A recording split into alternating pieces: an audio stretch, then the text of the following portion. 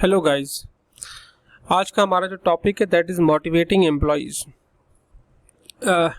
जब आप लोग प्रैक्टिकल जॉब्स में जाएंगे तो आप लोग देखेंगे, और जब आप लोगों को मैनेज करना पड़ेगा या आप खुद जब मैनेज होंगे तो आप देखेंगे कि जो सबसे इम्पॉर्टेंट मसला है वो है लोगों को मोटिवेट करना, अपने एम्प्लॉयज़ को मोटिवेट करना। आपके साथ जो लोग काम कर रहे हैं, जो आपकी सबऑर्डिनेशन के अंदर काम कर रहे हैं, उनको मोटिवेट किस तरीके से किया जाए। क्योंकि मैं अगर आपको थोड़े से लाइट मोड में बात यहीं से शुरू करूं कि आप अगर फ़र्ज़ करें आप एक ऑर्गेनाइजेशन में 20 साल से जॉब कर रहे हैं, आप सीनियर पोजीशन पे, आपके सामने एक यंग लड़का या लड़की आती है और आप उसको अगर मोटिवेट करने की कोशिश करेंगे कि देखो तुम्हें चाहिए तुम मज़ीद काम करो, तुम बहुत काम करो ताकि तुम अच्छे तरीके से तरक्की करो वगैरह वगैरह, तो there is a very very serious chance कि उसके दिमाग में फ़ौरन ये बात आएगी कि यार ये सीनियर आदमी जो है ना, ये अपना काम निकालने के लिए मुझे बेवकूफ़ बना रहा है और ये सारा काम मुझे दे देगा और ख़ुद कुछ नहीं करेगा। ये जो थिंकिंग पैटर्न है, ये अगर थिंकिंग पैटर्न आपके दिमाग में शुरू से ही आ गया और ये आता है तो मोटिवेशन तो सारी ख़त्म हो गई। तो इसलिए ये जितना सिंपल नज़र आता है कि मोटिवेटिंग एम्प्लॉयज़, ये उतना आसान है नहीं। ठीक है, जैसे ही हमें कोई शख्स ये बताने की कोशिश करता है कि आप ये काम करेंगे तो आपको फ़ायदा होगा, हमारे दिमाग में फ़ौरन सवाल आता है ये मुझे क्यों बता रहा है या ये मुझे क्यों मोटिवेट कर रहा है। तो इसलिए ये मोटिवेशन का जो सब्जेक्ट है इसको समझना बड़ा इंपॉर्टेंट है और इसको समझना ज़रूरी है as from the perspective of psychology, कि हम ये समझने की कोशिश करते हैं कि आखिर लोग किन किन चीज़ों से मोटिवेट होते हैं। और ज़ाहिर है चूँकि हर इंसान अपनी जगह मुख्तलिफ है, एवरीबॉडी इज़ यूनिक, तो इसका मतलब है हो सकता है कि अगर किसी एक बात से मैं मोटिवेट हो रहा हूँ तो उस बात से शायद आप मोटिवेट ना हो, इस तरीके से आप जिस बात से मोटिवेट होंगे मैं उस बात से मोटिवेट नहीं होगा। इसका मतलब क्या हुआ कि कोई एक सेट ऑफ रूल्स या सेट ऑफ प्रिंसिपल्स मौजूद नहीं है जिसको ज़रूर इस्तेमाल किया जाएगा तो लोगों की मोटिवेशन का पता चलेगा। ठीक है, तो हम इसको समझने की कोशिश करेंगे with respect to psychological issues. तो यहीं से हम अपना आज का जो सेशन है उसको हम शुरू करेंगे और वो सेशन जो है वो 4 बेसिक चीज़ों के ऊपर मूव करेगा। सबसे पहले मोटिवेशन है क्या, फिर मोटिवेशन की अर्ली थ्योरीज क्या थी जो पास्ट में डिस्कस होती थी, then there are some contemporary theories जो आज मोटिवेशन के बारे में डिस्कस होता है, और मोटिवेशन के करंट इश्यूज क्या क्या हैं। बेसिकली मोटिवेशन है क्या? Motivation is the result of N interaction between person and a situation, it's not a personal trait. Motivation क्या है? ये एक इंसान का अपने माहौल के साथ जो इंटरेक्शन है, ठीक है, उसके साथ जो रिजल्ट निकलता है, दैट इज कॉल्ड मोटिवेशन। मिसाल के तौर पर आपने अक्सर ही देखा होगा कि हम अपने घर में बैठे हुए और हमने एकदम से किसी बहुत ही नेक किस्म के इंसान का बयान सुना कुरान के बारे में और हमें एकदम से फील हुआ कि यार हमें कुरान पढ़ने की ज़रूरत है, और हम पढ़ना शुरू करते हैं, 1 2 3 4 दिन बड़ा मेहनत करते हैं उस पर। ये क्या हुआ कि मेरी इंटरेक्शन हुई एक ख़ास सिचुएशन के साथ, वो ख़ास सिचुएशन किसी बंदे का बयान था या जो भी था, या उसका कोई एक्ट जो मैंने देखा, और उससे रिजल्ट ये मिला कि मैंने ये फैसला किया कि मैंने भी वैसे ही करना है। So this is what is a result which is called motivation. तो ये पर्सनल ट्रेट नहीं है। हो सकता है 4-5 दिन के बाद मेरा सारा जो जोश था वो सारा सुकून से बैठ जाए और मैं दोबारा नॉर्मल सिचुएशन में आ जाऊं। अगर पर्सनल ट्रेट होता तो फिर तो वो हमेशा रहता, लेकिन चूंकि ये पर्सनल ट्रेट नहीं है इसलिए ये हो सकता है थोड़ी देर के बाद मैं दोबारा नॉर्मल हो जाऊं, बैक टू द पवेलियन हो जाऊं। So motivation is a process by which a person's efforts are energized. अब देखें, उसके बावजूद इसका मतलब है लोग बयान क्यों करते हैं, आपके वालिदैन आपको क्यों समझाते हैं, because it's a process through which हम ये समझते हैं कि हम किसी शख्स की एफर्ट्स को एनर्जाइज कर सकते हैं, डायरेक्ट कर सकते हैं और उसको सस्टेन कर सकते हैं टूवर्ड्स अटेनिंग अ गोल। ठीक है, इसका मतलब है इसमें 3 अदर चीज़ें एग्जिस्ट करती हैं। एनर्जी, कि जिसके थ्रू आप उसको एनर्जाइज करते हैं, डायरेक्शन आप कहते हैं तुम्हें ये काम करना चाहिए, और परसिस्टेंस, और फिर हम कहते हैं कंटिन्यूसली कि यार ये काम करता रहे। इसीलिए आपने सुनी होगी कि देयर इज अ हदीस एज वेल कि जिसमें ये बताया गया कि जो ईमान है वो भी कांस्टेंट नहीं रहता, या वो बढ़ता रहता है या वो घटता रहता है, ठीक है ना। अब वो बढ़ता घटता की सिचुएशन में, इसका मतलब है कंटिन्यूअसली हमें एक प्रोसेस के अंदर इन्वॉल्व रहना है जिस प्रोसेस के थ्रू हमारा ईमान बढ़ता रहे। अगर हम वो प्रोसेस छोड़ देंगे तो ईमान कम होना शुरू हो जाएगा। There is a motivational speaker named एट जिग ज़ैगलर। जिग ज़ैगलर के सामने किसी ने कहा कि यार ये जो मोटिवेशन है ये कभी कांस्टेंट नहीं रहती और हम हमेशा टाइम के साथ ये कम हो जाती है। तो जिग ज़ैगलर ने बड़ा खूबसूरत बात की।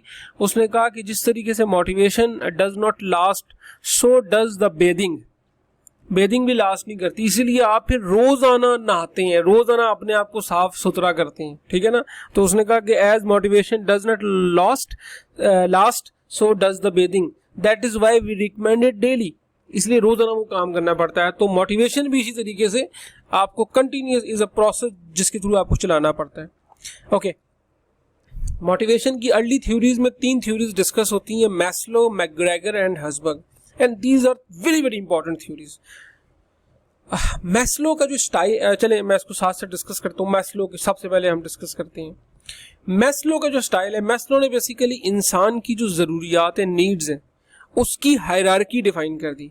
उसने कहा कि इंसान की जो नीड्स हैं वो 5 किस्म की नीड्स हैं। उनमें से कुछ नीड्स का ताल्लुक है एक्सटर्नल और कुछ नीड्स का ताल्लुक है इंटरनल, ठीक है। अच्छा, अब हम इसको एक पिक्चर की शक्ल में देख लेते हैं, हमें इजी रहेगा ज़रा। This is a my Maslow hierarchy. वो कहता है कि सबसे पहले इंसान की नीड्स हैं फिजियोलॉजिकल, उसकी जिस्मानी नीड्स हैं, उसको भूख चाहिए, उसको भूख लग रखती है, उसको खाना चाहिए, उसको नींद चाहिए, ठीक है। ये बेसिक नीड्स हैं। जिस वक्त तक ये पूरी नहीं होंगी ना वो आगे कुछ नहीं सोचेगा। जब ये पूरी हो गई अब वो आगे की तरफ जाएगा, वो सेफ्टी की तरफ। अब जब उसका पेट भर गया है, जब सारा कुछ हो गया, अब उसके दिमाग में ये बात आई कि यार मेरे घर का दरवाज़ा टूटा हुआ है, तो ये ना हो कि मैं रात को सोऊं तो कोई अंदर घुस आए। अब सेफ्टी की तरफ गया। सेफ्टी जब हो गई, सब कुछ हो गया, सोशल। अब उसको सोशल नीड्स हैं। He is a social animal, he और she is a social animal. उसको किसी के साथ की ज़रूरत है, उसको दोस्तों की ज़रूरत है, उसको कोई इंसान चाहिए जो उसके साथ गम बांटे वगैरह वगैरह। जब ये सारा कुछ हो जाएगा देन स्टीम। अब उसको इज्जत चाहिए, उसको थोड़ा सा नाम चाहिए माशरे के अंदर। वो चाहता है कि लोग उसको कहें कि जी यार ये बड़ा ज़बरदस्त आदमी है। अब उसको इज्जत की फिक्र है। जब उसको ये सारा कुछ मिल गया ना, then here comes the self actualization. Self actualization का मतलब होता है कि आप ये कहते हैं कि मेरी ज़ात से लोगों को क्या फ़ायदा पहुँचे। मुझे याद है जब मैंने जुनैद जमशेद का इंटरव्यू सुना बहुत अरसा पहले, तो जुनैद जमशेद कहता है कि जब मैंने सारा कुछ अचीव कर लिया, ज़िंदगी में पैसा भी हो गया, शोहरत भी हो गई, लोगों में नाम भी हो गया, तो मैंने अब सोचा कि आगे अब मैंने क्या करना है। कहते तो मैंने दिमाग में लाया कि आगे मैं क्या क्या करना चाहूँ, क्या मैं इससे बड़ा सिंगर बनूँ। कहता मेरे दिमाग में एल्विस प्रेस्ले आया, लेकिन साथ ही मुझे दिमाग में आया यार वो तो शराब पी के मर गया था, तो क्या मैं इस तरह बनना चाहता हूँ। दिमाग में आया नहीं मैं इस तरह तो नहीं बनना चाहता।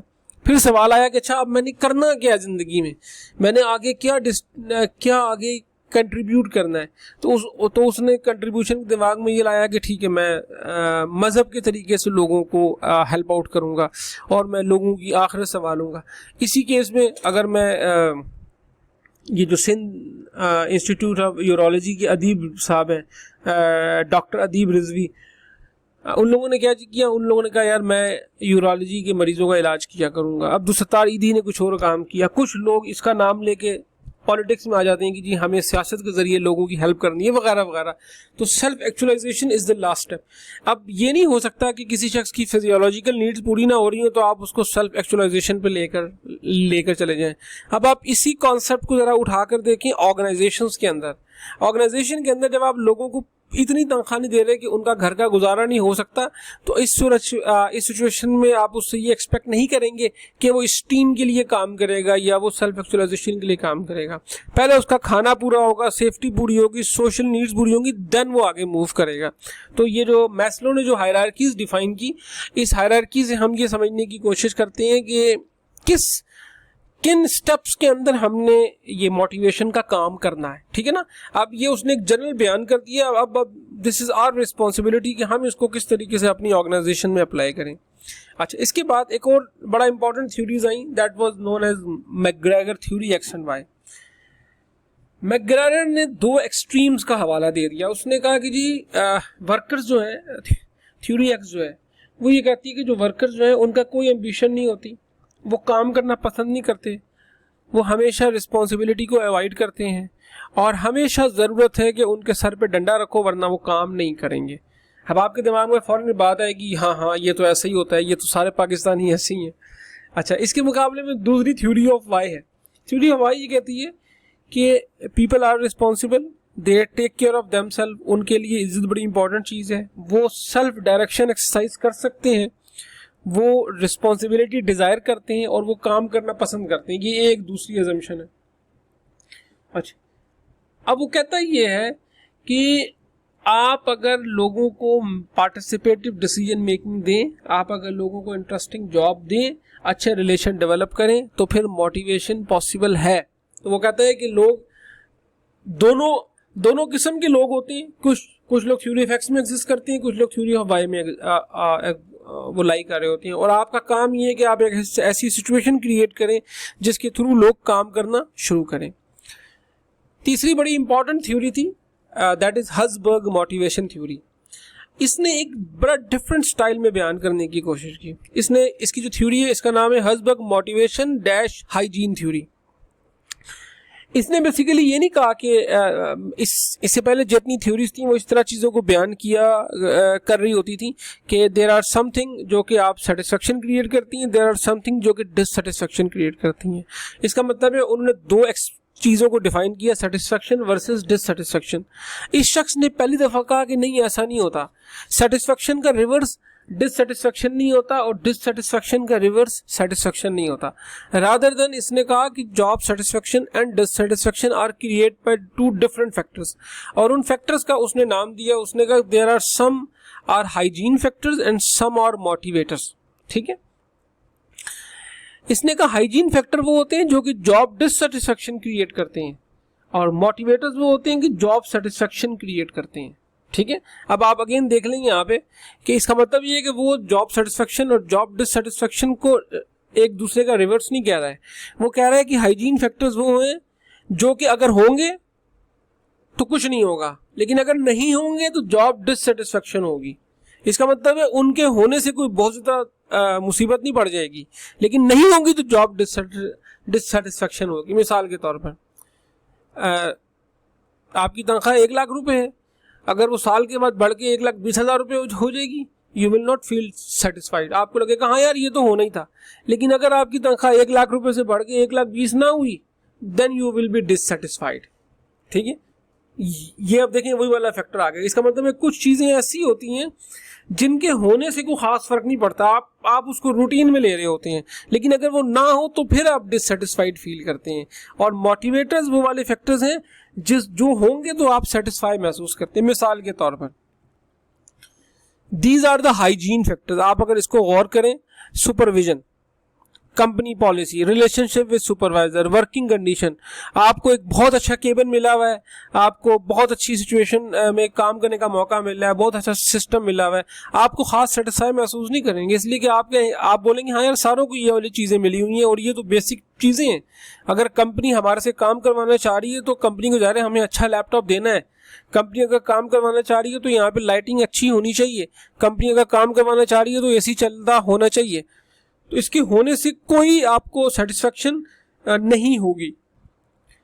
लेकिन अगर यही चीज ना हो, अगर किसी दिन एसी काम ना कर रहा हो, अगर आपकी सैलरी ना बढ़े, तो फिर आपको प्रॉब्लम होनी शुरू हो जाएगी। पर्सनल लाइफ है आपकी, पर्सनल लाइफ अगर रूटीन में चल रही है आपको कोई खास मसला नहीं है, लेकिन अगर पर्सनल लाइफ डिस्टर्ब होगी तो फिर आप जॉब में आपको जॉब के इश्यूज होने शुरू हो जाएंगे। अच्छा, इसके मुकाबले में कुछ दूसरे फैक्टर्स वो हैं जो कि मोटिवेटर्स हैं, जिनके होने से आप बहुत ज़्यादा मोटिवेट होते हैं। वो क्या फैक्टर्स हैं? अचीवमेंट, जब आप कोई बड़ा काम करते हैं और आपकी तारीफ होती है, आपके काम को रिकग्नाइज किया जाता है, जब आपको एक बहुत अच्छे लेवल का काम मिलता है, जब आपको रिस्पॉन्सिबिलिटी दी जा रही होती है, and responsibility comes with a designation as well, that from now onward you are manager R&D etcetera etcetera, जब आपके करियर में एडवांसमेंट होती है, ये वो चीज़ें हैं जो कि मोटिवेटर्स के तौर पर काम करते हैं। अब आप ये देख लें, सैलरी अगर रूटीन में बढ़ेगी तो आप बहुत ज़्यादा सेटिस्फाई नहीं होंगे, आप बस रूटीन में रहेंगे कि हाँ बस ठीक है सैलरी बढ़ गई है। लेकिन जब आपको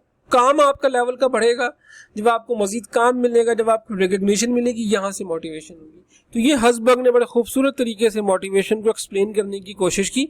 अब अगर आप इस सिचुएशन को देखें तो आपको नजर आएगा इसका मतलब सैलरी बढ़ाने से मोटिवेशन नहीं होगी, लेकिन सैलरी नहीं बढ़ाने से डिससेटिस्फैक्शन जरूर होगी।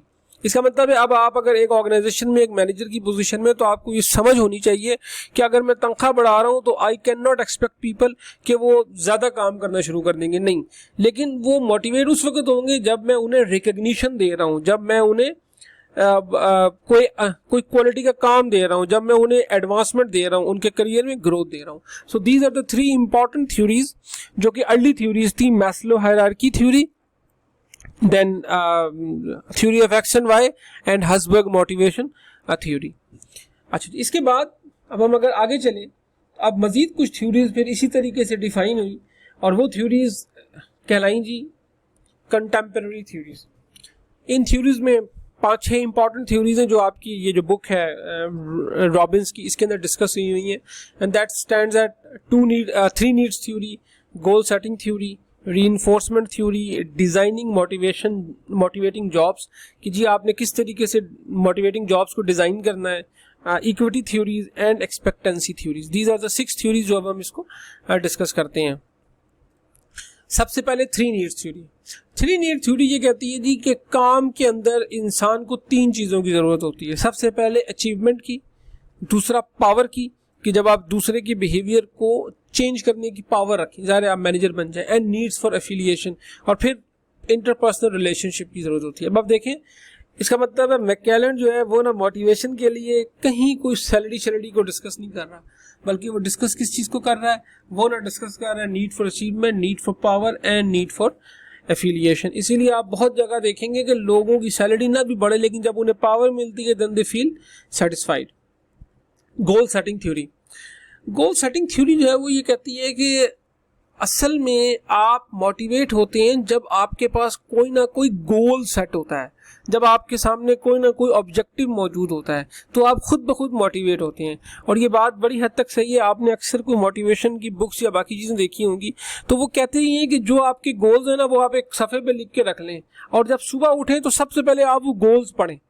यानी कि अगर मेरा ये गोल है कि मुझे कोई किताब लिखनी है, तो मैं सबसे पहले अगर सुबह उठ के पढ़ूंगा ना कि हाँ मैंने किताब लिखनी है और मैंने गोल सेटिंग में कहा कि मैं रोजाना 5 सफ़े लिखने हैं, तो मुझे ये याद रहेगा कि यार this is what I have to do, तो मैं खुद ब खुद उसके लिए टाइम निकालूंगा। तो ये एक किस्म की मोटिवेशन भी होगी और गोल सेटिंग मुझे हेल्प करेगी मेरे ऑब्जेक्टिव को अचीव करने के लिए।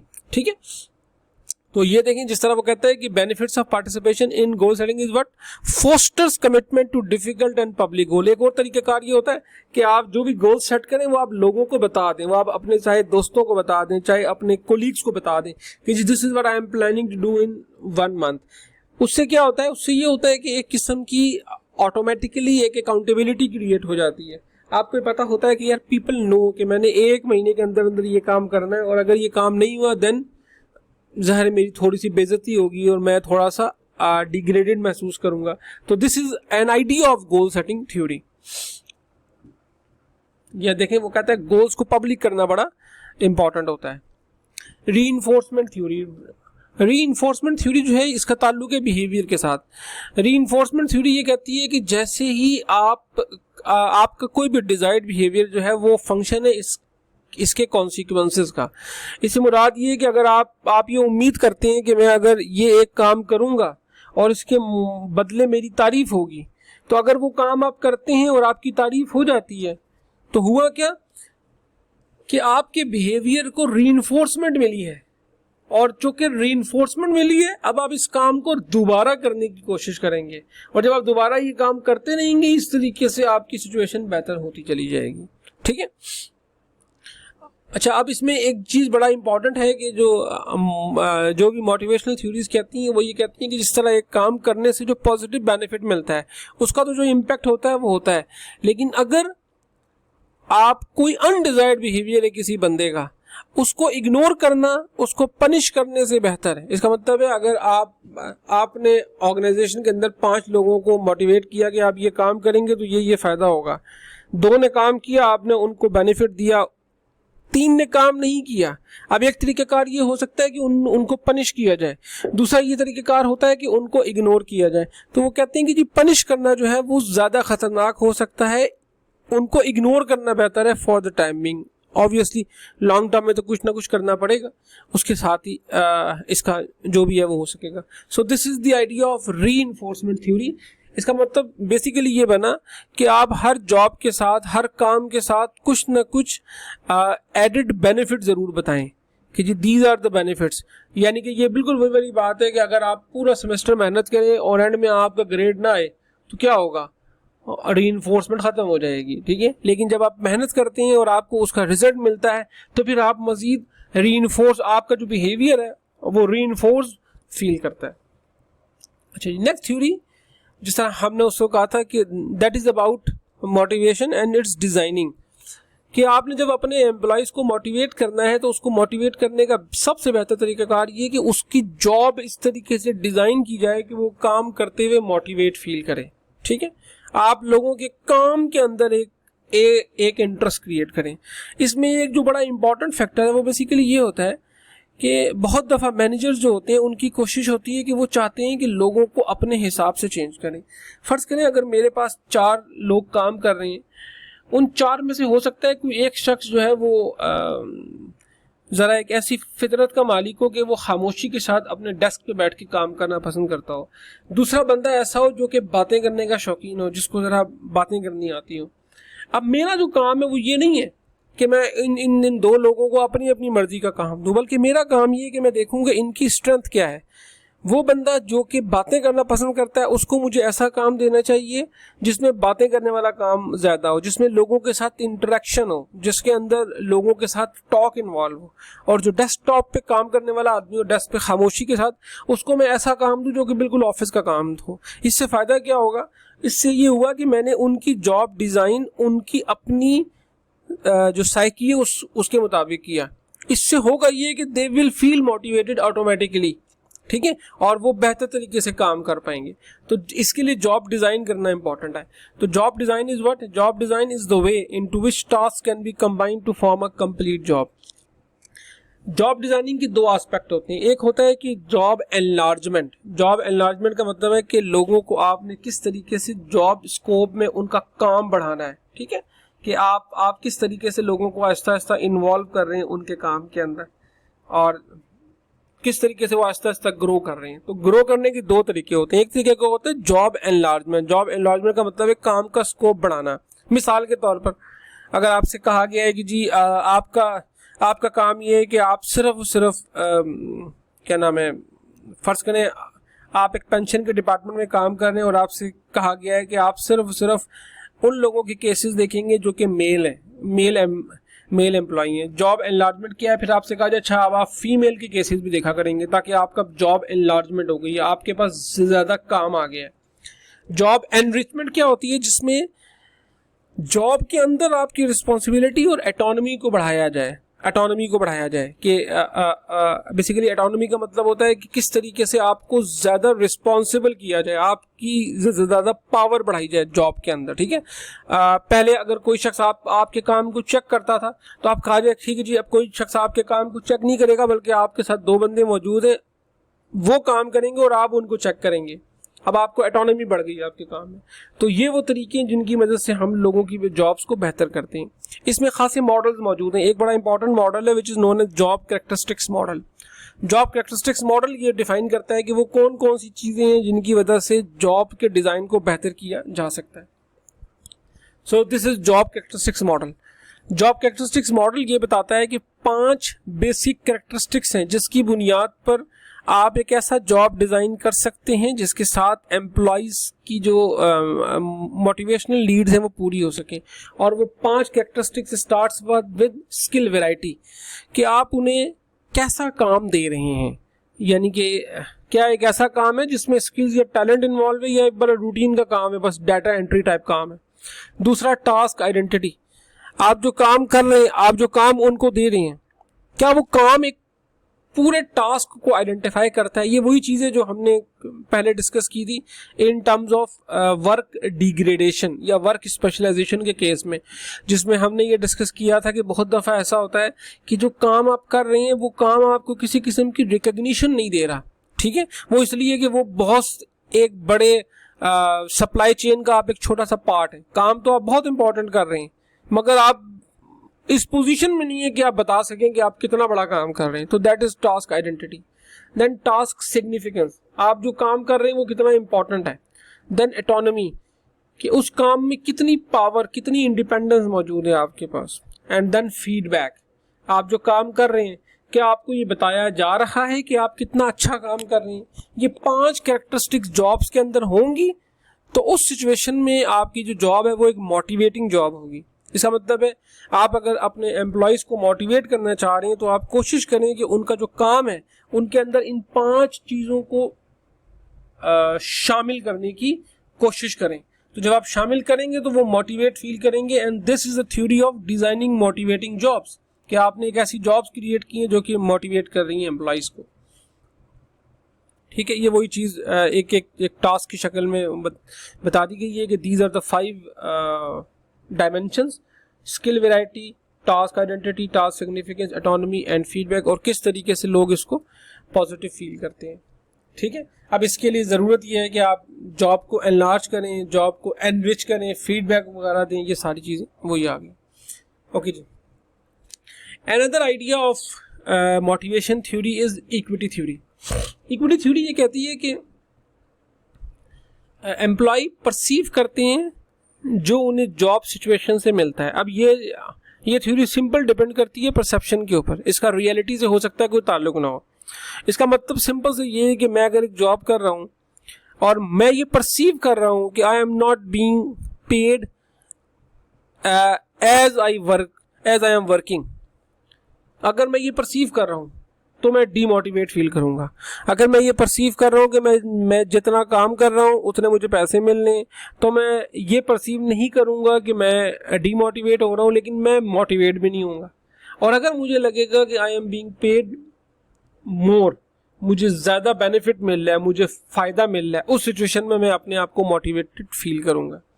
इसका मतलब है इसके अंदर जो बेसिक काम है वो इनपुट एंड आउटकम रेशो का है, जिसका ताल्लुक है परसेप्शन के साथ।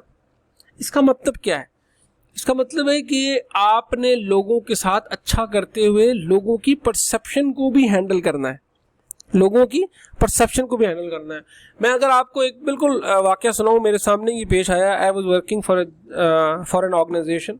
वहाँ पर एक हमारा कोलीग था, वो एक दिन बड़े तरीके के साथ ना बड़ा ब्लंटली तौर पर एक बॉस के साथ लड़ पड़ा, और उसने बड़े रूड वर्ड इस्तेमाल किए कि सर फलाने को इतनी नौकरी मिल गई, फलाने की इतनी सैलरी है, फलाने की इतनी सैलरी है, और आप लोग हमें अच्छी तरीके से पे नहीं कर रहे, और हम तो ये हैं और हम तो ये हैं, फलाना है।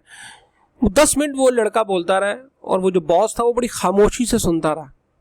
और जब उसने सुन लिया ना, तो जब वो लड़का खामोश हो गया तो उस बॉस ने बड़े आराम से कहा, उसने कहा you are very right, I also feel that you are being paid at a lesser level.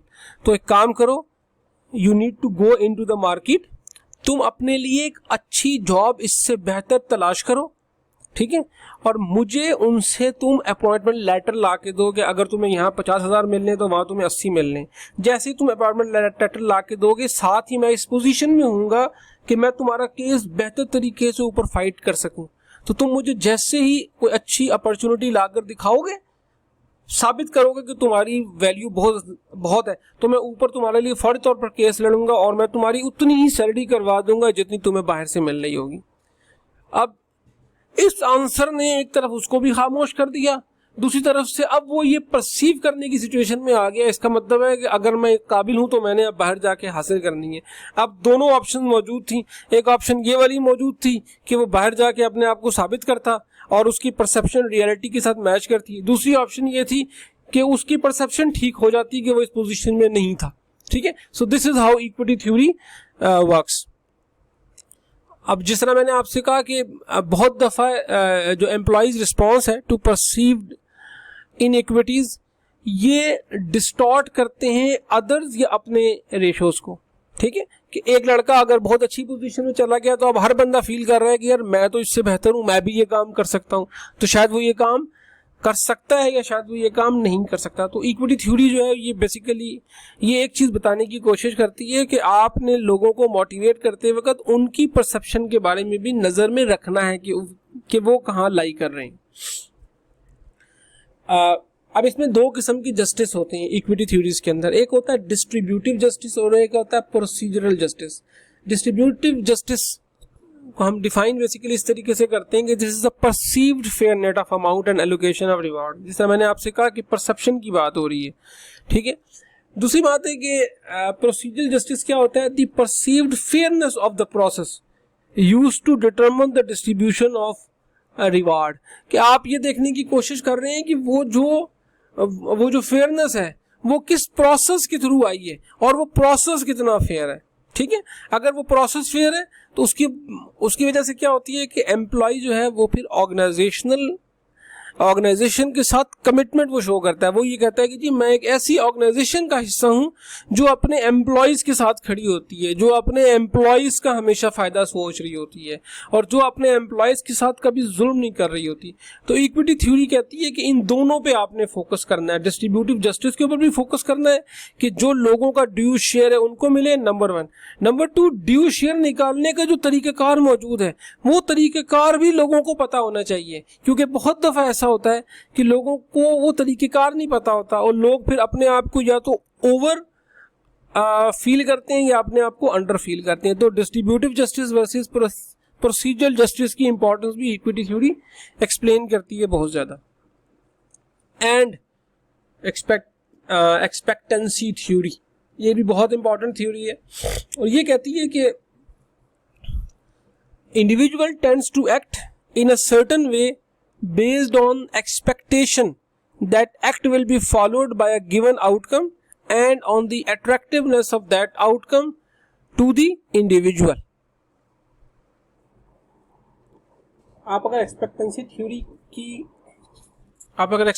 Theory की देखें तो वो बेसिकली क्या है, ये है कि understanding and managing employees goals and linkage among and between efforts, performance and rewards. 3 other चीजों के दरमियान ये एक्सप्लेन होती है। पहली चीज एफर्ट्स, एम्प्लॉय की एबिलिटीज, उसकी एफर्ट्स, उसकी ट्रेनिंग कितनी है, उसके बाद जो उसने एफर्ट की उसके अगेंस्ट उसको जो परफॉर्मेंस है उसकी परफॉर्मेंस कैसे मैयर हुई और परफॉर्मेंस के अगेंस्ट उसको उसका रिवार्ड क्या मिला, और वो रिवार्ड जो है वो उसका रिवार्ड जो है वो उसके लिए गोल होगा और जो उसने काम किया वो ऑर्गेनाइजेशन के लिए गोल होगा। तो आप अगर इसको एक पिक्चर की शक्ल में देखें तो ये इस तरीके से नजर आया कि इंडिविजुअल की एफर्ट इंडिविजुअल की परफॉर्मेंस में शामिल हुई, इंडिविजुअल की परफॉर्मेंस ने ऑर्गेनाइजेशन को बेनिफिट पहुंचाया तो ऑर्गेनाइजेशन को उसका रिवार्ड मिला और ऑर्गेनाइजेशन के रिवार्ड के थ्रू उसका इंडिविजुअल गोल अचीव हुआ। This is what is expectancy theory is. तो 3 चीजें इसके अंदर डिफाइन हो गई, एक्सपेक्टेंसी, इंस्ट्रूमेंटालिटी जिसके थ्रू उसको बेनिफिट मिला, that is reward, and balance. Balance is कि वो जो परफॉर्मेंस का रिवॉर्ड है उसके अंदर अट्रैक्टिवनेस कितनी है इंडिविजुअल के लिए। आप अगर बहुत सी ऑर्गेनाइजेशन में देखें वहां पे ये सिचुएशन होती है कि जो आउटकम है, चाहे वो प्रमोशन की शक्ल में हो चाहे वो बाकी शक्ल में हो, उस आउटकम की जो अपनी अट्रैक्टिवनेस या इंपॉर्टेंस या रिवॉर्ड इतना कम होता है कि पीपल डोंट फील मोटिवेटेड। इसका मतलब है एक्सपेक्टेंसी थ्योरी ये कहती है कि लोगों की जो एक्सपेक्टेंस है about reward, about performance and about outcome, तीनों चीजें मैटर करती हैं। अच्छा, ये अभी हमने तीनों चीजें डिस्कस कर ली। मोटिवेशन होती क्या है वो डिस्कस कर ली, मोटिवेशन की थ्योरीज कौन कौन सी हैं, early theories 3, Maslow hierarchy theory, theory of X and Y and Herzberg theory, वो डिस्कस कर ली। फिर हमने मोटिवेशन की लेटेस्ट थ्योरीज डिस्कस कर ली। आजकल की दुनिया में मोटिवेशन के चैलेंजेस क्या है? सबसे जो मेजर चैलेंज है वो ये है कि क्रॉस कल्चरल चैलेंज। स्पेशली दुनिया भर में जहाँ पे एक कंपनी है वहाँ पे हर किस्म के लोग काम कर रहे हैं, कुछ इंडियंस हैं, कुछ पाकिस्तानीज हैं, बांग्लादेशीज हैं या बाकी तमाम और मुल्कों के हैं। अब हर मुल्क का अपना एक कल्चर है, हर मुल्क के लोगों का अपना एक स्टाइल है थिंकिंग का, ठीक है। बाज़ मुल्कों के अंदर नीड फॉर अचीवमेंट मैटर करती है, बाज़ मुल्कों के अंदर कल्चर मनी मैटर करती है, बाज़ मुल्कों के अंदर शायद इज्जत मैटर करती है, बाज़ मुल्कों के अंदर पावर मैटर करती है। तो अब वो तमाम ऑर्गेनाइजेशन जो कि मल्टीनेशनल ऑर्गेनाइजेशन है, उनके लिए ये डिसाइड करना कि किसको ज़्यादा अब आपने वेट देना है, दीज आर द इश्यूज जो कि आज की मोटिवेशनल थ्योरीज में दुनिया फेस कर रही है। एक जो कि बहुत ही डाइवर्स वर्कफोर्स मौजूद है, औरतें भी हैं, मर्द भी हैं, फ्लेक्सिबल वर्क चाहिए, लर्निंग अपॉर्चुनिटीज़ डिफरेंस है। ये भी एक इशू है कि आपने यूनिक ग्रुप ऑफ वर्कर्स को किस तरीके से मोटिवेट करना है डाइवर्स वर्कफोर्स के मुकाबले में। Flexible work and job schedule is another issue कि लोग अब फ्लेक्सिबल वर्क चाह रहे हैं, लोग चाह रहे हैं कि बहुत सा काम जो है वो हम घर बैठ के कर लें कंप्यूटर लिंक के थ्रू। जॉब शेयरिंग का कॉन्सेप्ट आ गया। ये वो तमाम इश्यूज हैं जिनके बारे में डिस्कस है।